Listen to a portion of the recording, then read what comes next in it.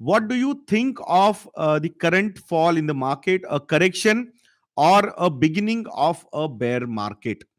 सो एक चीज हमने समझनी होगी कि last what is the difference between a correction, what is the difference between a crash and what is the difference between a bear market. तो यहां पे मुझे ऐसे लग रहा है, I understand last 18 months we have seen a phenomenal rally in equity markets. तो यहां पे अगर हम बात करेंगे, सो ये जो फॉल है I think it is very much required. Market or equity as an asset class was looking for some kind of indication जो मार्केट कहीं से दे नहीं रहा था. अभी भी वी आर नॉट श्योर. ये जो वेरिएंट की बात हो रही है मार्केट में, जो ओमिक्रॉन नाम का ये वेरिएंट है, वैसे तो उस वेरिएंट का नाम जी होना चाहिए था according to the Greek letters, but looks like China ने अपोज किया होगा उसे. तो उसके बाद आई थिंक उसका नाम ओमिक्रॉन रखा गया है. So is it really a threat, or is it a hype which has been created, or a panic reaction? We will come to know in coming days. I'm not an expert of that particular field. So I seriously doubt कि delta एक variant था जिसने बहुत havoc create किया था all over world. अब उसके हिसाब से अगर आप देखोगे, तो मुझे ऐसा लगता है कि this is going to be a new reality at least for next few quarters और next 1 or 2 years also we can say that कि ऐसे ये वेरिएंट्स वगैरह आते रहेंगे, म्यूटेशंस होते रहेंगे and all those things. But this is a known devil, again I am telling you, this is a known devil.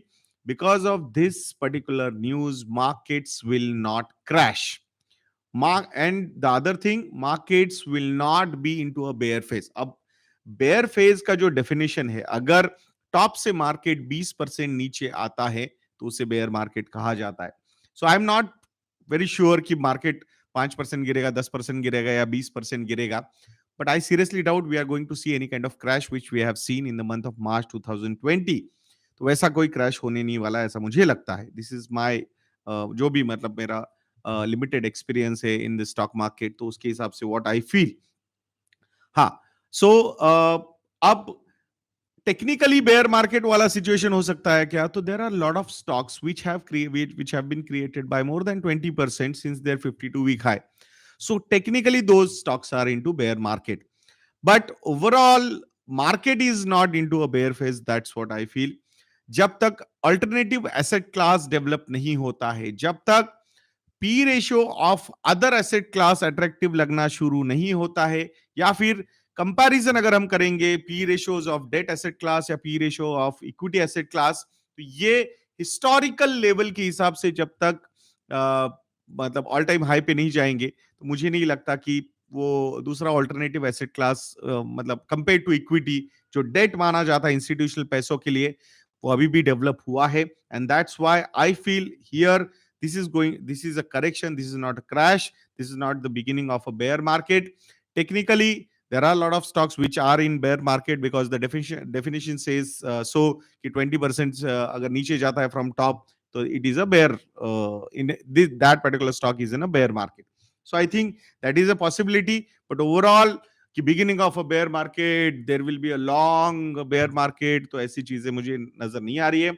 A lot of things are improving, economic activity is improving. From unorganized economy we are becoming more and more organized economy. That's what the GST numbers are suggesting, that's what the direct tax collection numbers are suggesting.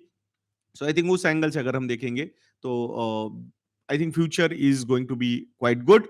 मैंने आज ही एक video release किया था on Parimal Ade YouTube channel, जिसमें मैंने बात की है कि 2022 में हमने क्या एक्सपेक्ट करना चाहिए, 2021 में क्या ऐसा हुआ था जो मार्केट इतना रैली हुआ, और 2022 में what should be our expectation. तो वो भी वीडियो आप लोग देख सकते हो on Parimal Ade channel. So this is a correction, not a crash, not a beginning of a bear market. That's what I feel.